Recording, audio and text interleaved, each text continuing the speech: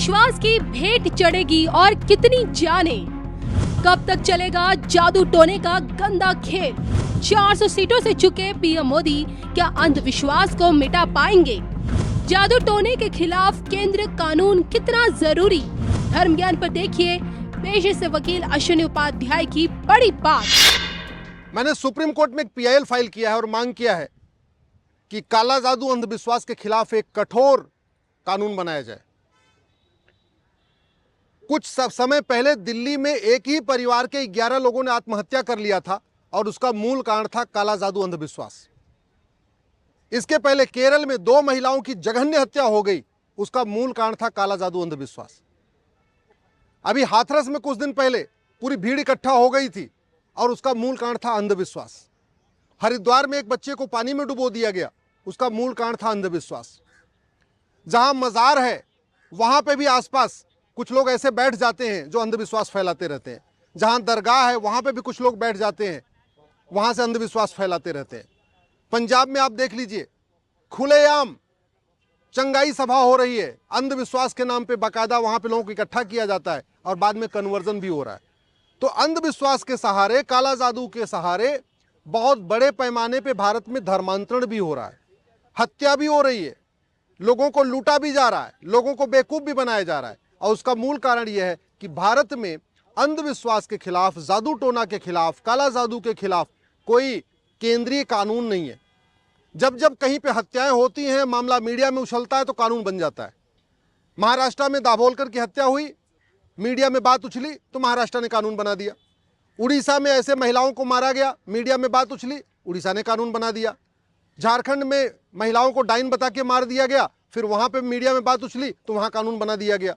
तो जब जब कोई बड़ी घटना होती है तब तो कानून बन जाता है, लेकिन यह समस्या पूरे देश की है। ये अंधविश्वास की समस्या, काला जादू की समस्या पूरे देश की है, इसलिए केंद्रीय कानून बनाना बहुत जरूरी है।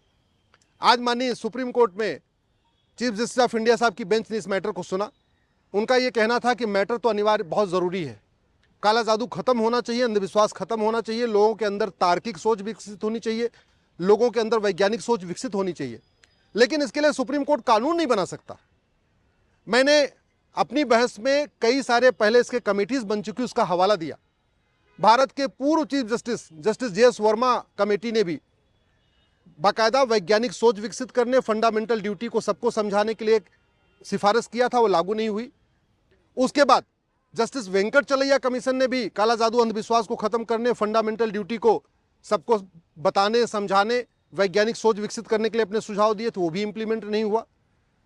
कई सारे और लोगों ने, बहुत सारे सोशल एक्टिविस्ट ने भी इसके ऊपर अपना सजेशन दिया था कि कैसे वैज्ञानिक सोच विकसित किया जाए, तार्किक सोच विकसित किया जाए, लेकिन उस पर अभी कार्रवाई नहीं हुई।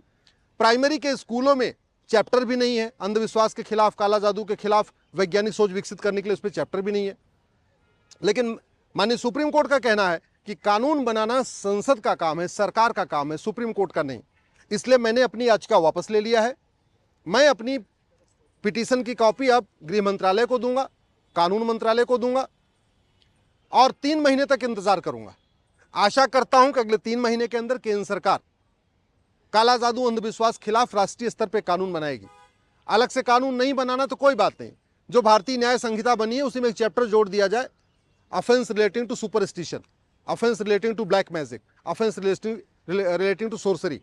तो अंधविश्वास, काला जादू, जादू टोना रोकने के अलग से कानून की जरूरत नहीं है। जो भारतीय न्याय संहिता बनी उसमें एक नया चैप्टर भी जोड़ा जा सकता है या नया कानून भी बनाया जा सकता है। वो सरकार की मर्जी है, वो पार्लियामेंट की मर्जी है, जो करना करे, लेकिन इसको रोकना बहुत जरूरी है। पूरे 5 राज्यों से बड़े पैमाने पे बच्चों को किडनैप किया गया, असम से, बंगाल से, बिहार से, झारखंड से और उत्तर प्रदेश से गरीब बच्चों को कन्वर्ट किया गया और उनके अंदर अंधविश्वास फैलाया गया। उनको ले जाके केरल में ले गए और वहां पे बाकायदा उनको कन्वर्ट कर दिया गया। 60,000 बच्चों को 5 राज्यों से उठाया, उनको केरल ले गए, यतीम खानों में रखा, उनके अंदर अंधविश्वास फैलाया और उन सबको कन्वर्ट कर दिया गया, सबको मुस्लिम बना दिया गया। ऐसी घटनाएं भी, इसकी सीबीआई जांच भी चल रही है। अगर मेरी बात पे यकीन नहीं है तो केंद्र सरकार जो सीबीआई जांच चल रही है केरल के मैटर में, जो 60,000 बच्चों को 5 राज्यों से किडनैप किया गया, उसकी जांच रिपोर्ट देख ले। जस्टिस वेंकटचलैया की रिकमेंडेशन को देख ले, जस्टिस वर्मा कमेटी की रिकमेंडेशन को देख ले, और काला जादू अंधविश्वास खिलाफ जो दुनिया के अलग अलग देशों में कानून चल रहे हैं, सिंगापुर में है कानून, जापान में है कानून, चीन में इसके खिलाफ कानून है, उन कानूनों को देख ले और देख के एक कानून बनाए।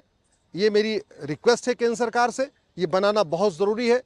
ये भारतीय संस्कृति के लिए, काला जादू अंधविश्वास भारतीय संस्कृति के लिए भी खतरा है, भारत के संविधान के लिए भी खतरा है। बड़े पैमाने पे कन्वर्जन हो रहा है, बड़े पैमाने पे इससे लोगों को धोखा दिया जा रहा है, चीटिंग किया जा रहा है। कई सारे पंजाब में वीडियो आते हैं जहां वो नपुंसकता तक ठीक करने का वादा करते हैं, बाजपन ठीक करने का वादा करते हैं, कैंसर ठीक करने का वादा करते हैं।